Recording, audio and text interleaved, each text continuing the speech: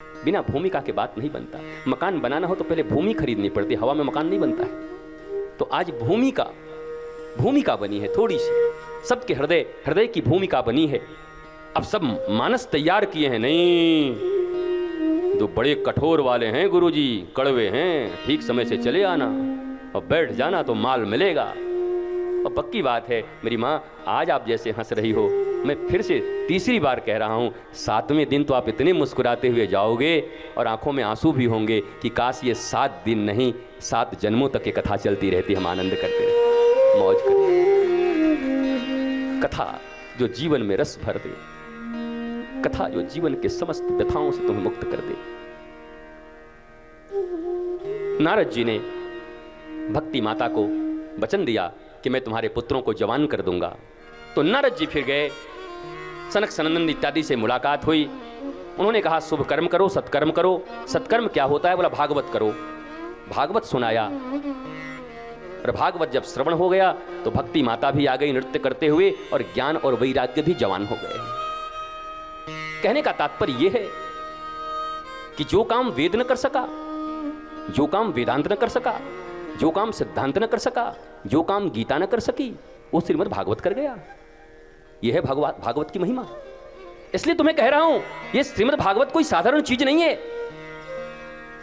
एक सब्जी बेचने वाले के पास एक छोटा सा पत्थर था, चमकता हुआ, उसी से वो धनिया और मिर्ची बेचा करता था 10 वर्षों से।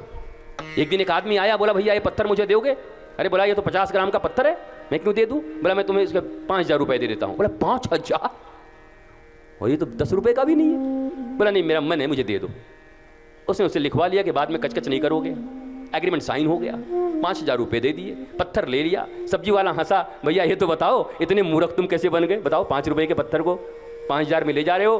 तो बोला अब तो तुम सिग्नेचर कर चुके हो, मैं तुमको दूंगा तो नहीं। बोला फिर क्या? बोला इसको तुमको पता है क्या? बोला ये कोहिनूर हीरा है, डायमंड है, ये मैं जौहरी हूं, इसकी कीमत 1000 करोड़ है। 1000 करोड़? और मैं 10 साल से मिर्ची और धनिया बेच रहा था। जिसके तराजू के पड़ने पर 1000 करोड़ रुपए के हीरे थे, वो 2-2 रुपए के धनिया और मिर्चा बेच करके अपनी जिंदगी को जी रहा था,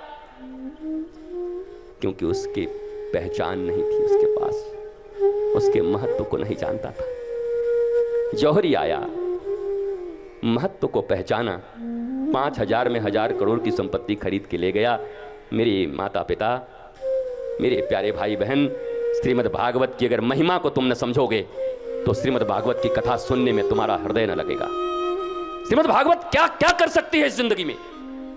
वास्तव में अगर श्रीमद् भागवत की कथा का श्रवण कर लिया जाए हृदय से, तो ऐसा कौन सा जीवन में समस्या है, ऐसी कौन सी तुम्हारी डिमांड है, ऐसे कौन से तुम्हारे डिजायर हैं जो तुम्हें नहीं मिल सकती, तुम्हारी कौन सी इच्छा पूरी नहीं हो सकती। इसलिए प्रथम दिन श्रीमद् भागवत की महात्मा को सुनाया जाता है। महत्व न जानोगे तो महत्व दोगे कैसे? महत्व न जानोगे तो सुनोगे कैसे? महत्व न जानोगे तो बच्चों को लाओगे कैसे?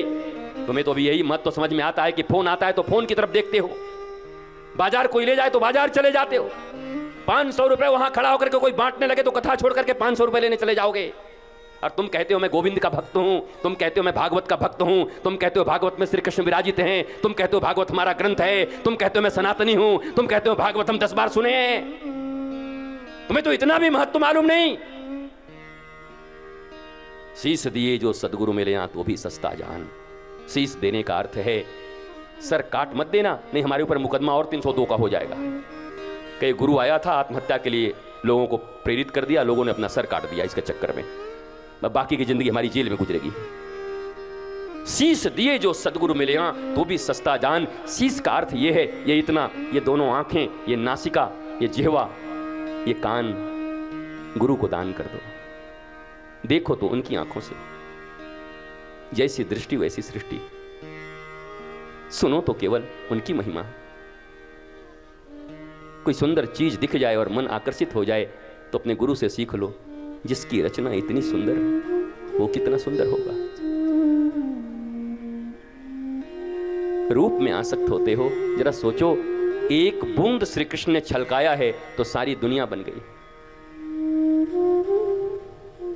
इसी में ऐश्वर्या भी बन गई, इसमें सुस्मिता भी बन गई। श्री कृष्ण ने एक बूंद छलकाया है। He is not beauty, he is beauty incarnation. सौंदर्य वहां से निकलता है, वो सुंदर नहीं है, सौंदर्य की खान भी नहीं है, सौंदर्य प्रकट होता है वहां से। एक बूंद पूरे संसार को दिया है भगवान ने, और इसी एक बूंद में आलिया भट्ट भी आ गई है। बताओ,